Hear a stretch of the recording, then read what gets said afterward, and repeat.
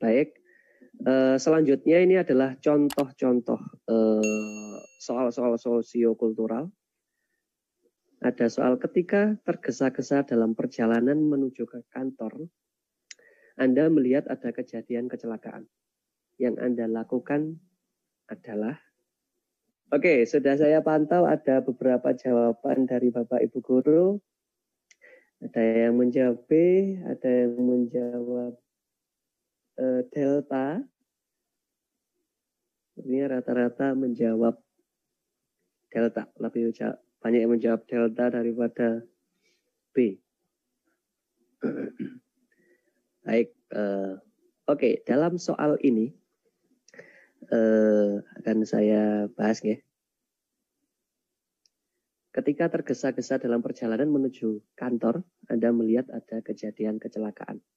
Yang Anda lakukan adalah, ini kalau di soal TKP atau soal tes karakteristik pribadi, bisa masuknya ke sosiokultural atau biasanya saya masukkan ke aspek profesionalisme.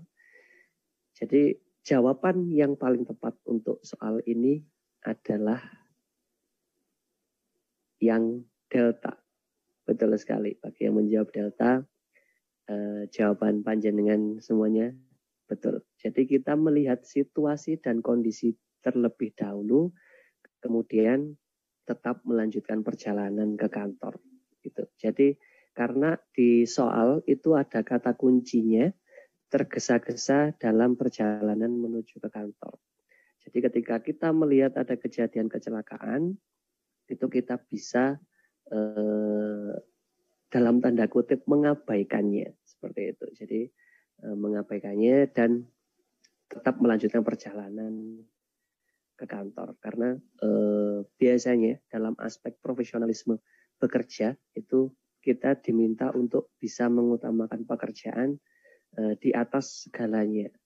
Seperti itu. Jadi nilai-nilai yang ada dalam masyarakat saling tolong-menolong dan sebagainya itu biasanya sedikit kita abaikan kayak gitu. Jadi makanya kenapa di sini opsi jawabannya melihat situasi dan kondisi. Jadi tidak langsung melanjutkan perjalanan kantor, tapi ada kalimat melihat situasi dan kondisi dulu. Gitu. Jadi bukan juga langsung menolong seperti itu. Oke, selanjutnya. Atasan Anda hendak memindahkan Anda ke cabang yang sama sekali tidak pernah Anda kunjungi. Pelosok gitu ya.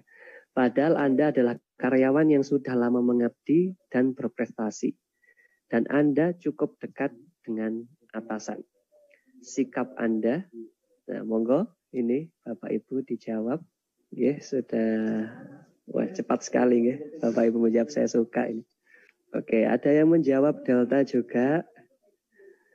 Ada yang menjawab C lagi. Saya tentukan jawabannya kalau gitu ya. Untuk soal tersebut, jawaban yang paling tepat adalah yang iya, betul sekali. Yang C. Ya. Jadi bersedia dipindah tanpa membantah. Ini kalau misal kita tarik ke realita gitu. Mohon maaf saya sedikit batuk ini Bapak Ibu. Kalau kita tarik ke kenyataannya biasanya apakah panjenengan semuanya beneran bersedia? Karena apa namanya? Kalau saya sendiri pun ya ini kalau saya dipindahkan ke daerah pelosok ya apa namanya? Saya mikir-mikir juga kayak gitu nggih. Iya. Ini ada yang bisa pilih opsi E berangkat dengan terpaksa atau yang B mungkin ya mencari alasan gitu. Mencari alasan bagaimana biar saya nggak diberangkatkan kayak gitu. Tapi biasanya memang di soal-soal TKP ya, di tes karakteristik pribadi itu memang terkenalnya teman-teman yang les CPNS itu kalau memilih jawaban TKP itu yang apa namanya sok suci ya Mas ya kayak gitu Mas Yan. Yang apa namanya munafik gitu ya.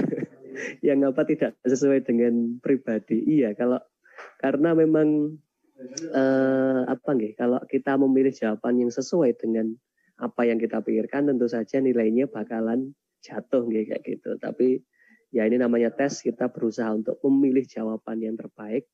Biasanya kalau teman-teman yang lain ada yang bilang apa namanya, pilih jawaban kayak PPKN gitu ya. Jawabannya PPKN, soal-soal PPKN biasanya itu yang baik-baik gitu, itu yang jawabannya yang benar itu. Kayak gitu. Oke, baik, kita lanjutkan selanjutnya. Ini ada soal lagi. Pada akhir dari hari kerja normal, Anda mempunyai suatu pekerjaan yang tak habis-habisnya dan harus selesai tepat waktu. Apa yang Anda lakukan? Monggo. D, delta, ada yang jawab E. Sepertinya banyak yang jawab E ya. E semua. Iya, ada kata kunci munafik dan sok suci. itu memang saya tidak tidak menyalahkan juga, tapi karena memang biasanya memang seperti itu.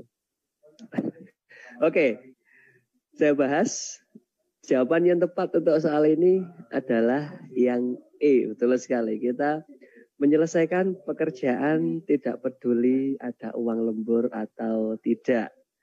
Tapi pada kenyataannya, kalau ada uang lembur ya males. Ya gitu ya Bapak Ibu, itu manusiawi, kalau menurut saya memang manusiawi. Jadi apa nggih?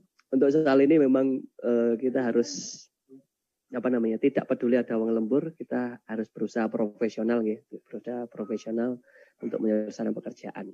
Padahal ya kalau di realitanya kita keberatan tentu saja itu.